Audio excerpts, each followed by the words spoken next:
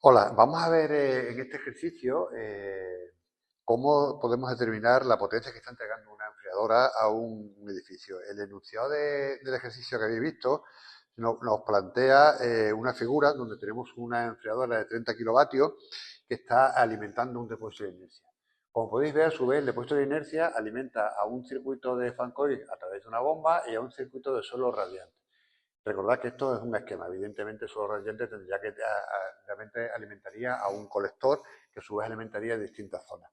Como el ejercicio nos plantea que calculemos la potencia que está entregando, no nos pide ni el ER ni el COS, sino la potencia que nos está entregando, necesitamos, la energía que está entregando es calor sensible, por lo tanto necesitamos determinar el caudal, el calor específico y el salto de temperatura con el que está trabajando. Como no tenemos ningún caudalímetro, el caudal lo vamos a determinar a través de las presiones que tiene la bomba. El enunciado de este ejercicio nos da diferentes temperaturas y presiones. Lo primero que tenemos que identificar en este ejercicio es qué zona estamos trabajando. Como el ejercicio nos plantea que calculemos la potencia que nos está entregando la enfriadora, vemos que la enfriadora lo que está trabajando es contra este depósito de inercia. Por lo tanto, el circuito que nos interesa exclusivamente es este. Todo lo que ocurre de aquí para allá, lo que está haciendo esta bomba y está haciendo esta bomba, no nos interesa porque no nos lo pregunta el ejercicio. El ejercicio trabaja en la potencia que está entregando este.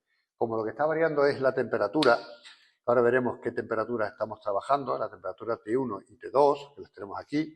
Está trabajando con estas dos temperaturas, lo que está entregando esta máquina es calor sensible. La potencia de calor sensible que está entregando, sería la potencia útil, va a ser la cantidad de fluido que esté moviendo por el calor específico por la diferencia de temperatura. En primer lugar, tenemos que tener en cuenta que el fluido que está moviendo no es agua. Nos dice el ejercicio que es agua con un 20% de etilenglicol. Siempre que hablamos de tantos por ciento, hablamos de tantos por ciento en peso, no en volumen, que podemos tenerlo a partir de una báscula. Nos da las características de etilenglicol, el calor específico y la densidad. Por lo tanto, necesitaremos calcular, por un lado, el caudal másico que tenemos, el calor específico de la mezcla y el salto de temperatura. Vamos a empezar por lo más sencillo. Bien, el ejercicio lo que nos plantea es que calculemos la potencia útil, que es la energía que está entregando, bueno, en este caso potencia, la diferencia entre potencia y energía, si consideramos caudal o masa. Bien, vamos a simplificar esto de tal manera que lo que tenemos que calcular es la diferencia de temperatura, el calor específico y el caudal máximo. Decía que vamos a empezar por lo más sencillo, que es la diferencia de temperatura. La diferencia de temperatura antes y después de la enfriadora la podemos ver en T1 y T2, que serían 45 menos 40 grados Celsius. Es decir, la diferencia de temperatura son 5 grados Celsius o 5 grados Kelvin. Me da igual, es un diferencial de temperatura, me da igual la bala de grados Kelvin que de grados Celsius. Y ya tenemos el primer dato. Podemos entender que la máquina está trabajando en calor, porque está trabajando con agua de temperatura de impulsión a 45 grados. Y en el caso que nos pidieran cuál es la eficiencia de este equipo, tenemos que calcular el COP. Lo siguiente que vamos a calcular también por sencillez es el calor específico. El calor específico, como podéis ver, es una mezcla. Por lo tanto, será en la misma proporción en la que estén cada uno de los componentes. Es decir, será el 0,2 de calor específico de etilenglicol más el 0,8 del calor específico del agua. El calor específico de etilenglicol lo tenemos, ¿no? Sería 0,2 por 2,408,62 kilojulios por kilo y por grado Kelvin. Lo he pasado de julio a kilojulio dividiendo entre 1000 porque es con el que vamos a tener del agua. Y María, falta el calor específico del agua, pero a la temperatura donde se ha medido. Donde vamos a medir el calor específico sería la temperatura media. Como la impulsión es 40 y el retorno es 45, pues vamos a considerar el calor específico del agua para en torno a 42 grados. Para eso nos vamos a una tabla y el dato que nosotros tenemos, lo tengo apuntado en un papel, estamos hablando de que el calor específico sería 4,179 kilojulios por kilo y por grado Celsius o Kelvin. Kilojulio por kilo y por grado Celsius. Por lo tanto, el calor específico de la mezcla sale 3,179 0,825 kilojulio por kilo y por grado. Bien, lo que nos falta determinar es el caudal básico, ¿vale? ¿Qué es lo que relaciona el caudal básico con el caudal volumétrico? La densidad. Nosotros en cualquier ejercicio vamos a obtener siempre, o nos lo van a dar, o vamos a poder obtenerlo de alguna manera, el caudal volumétrico, nunca el caudal básico. El caudal básico solo lo podemos tener en la carnicería o en la frutería, que nos venden lo que sea, nos lo venden en kilos. En cualquier otra cosa, lo que nosotros vamos a tener son litros. Vamos a tener un caudalímetro que nos va a medir los litros minutos, los litros hora, o una bomba que va a mover litros hora. Y si nosotros conocemos la curva de la bomba, como es nuestro caso, podemos determinar el caudal. Por lo tanto, como densidad en masa partido por volumen, nuestra masa, o nuestro, en este caso, caudal volumétrico, sería la densidad por el caudal volumétrico. Entonces, en primer lugar, nos hace falta determinar la densidad de la mezcla, por dos motivos. Porque queremos pasar de caudal volumétrico a caudal básico y porque tenemos otra expresión que nos relaciona la altura manométrica con la diferencia de presiones en pascales, con la densidad en kilos por metro cúbico y con la gravedad en metro segundo cuadrado. De esa manera nos saldrá la altura manométrica en metros. Es decir, nos hace falta sí o sí la densidad.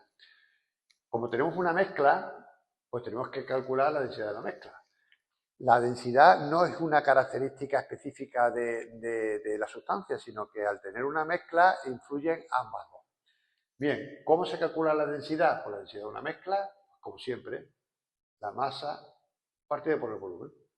Vamos a ver cómo se calcula, determinamos la densidad de esta mezcla. Bien, vamos a determinar, como nosotros podemos coger una muestra, si fuéramos a hacerlo a través de un instrumento de medida, lo podríamos hacer, coger una cantidad, la que quisiéramos, nosotros vamos a coger 1 kilo. Por lo tanto, la densidad de esta mezcla será 1 kilo de la mezcla partido por el volumen. Y el volumen será la masa de uno de los elementos partido por la densidad y la masa del otro elemento partido por la nueva densidad. De tal manera que lo que vamos a tener es 1 kilo. ¿Cuál es el primer elemento? El agua. ¿Cuánto hay de agua? Si tenemos 1 kilo y está en esta proporción, sería 0,8. 0,8 kilos entre la densidad del agua a la temperatura de la mezcla, que en este caso es 990,22. Más la masa de etilenglicol, que hemos dicho que está al 20%, pues será, respecto a 1 kilo, será 0,2. Por la densidad de etilenglicol, que ya la tenemos ahí, que sería 1112,13.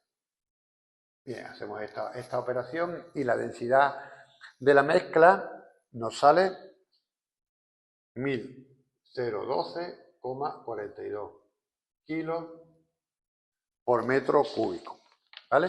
Ya quería aprovechar, ya que hablo aquí de etilenglicol, porque veo que en algunos documentos se habla de que para calcular la cantidad de etilenglicol que hay que hacer una electronegación, nos tenemos que ir a las temperaturas más extremas que hay en la localidad.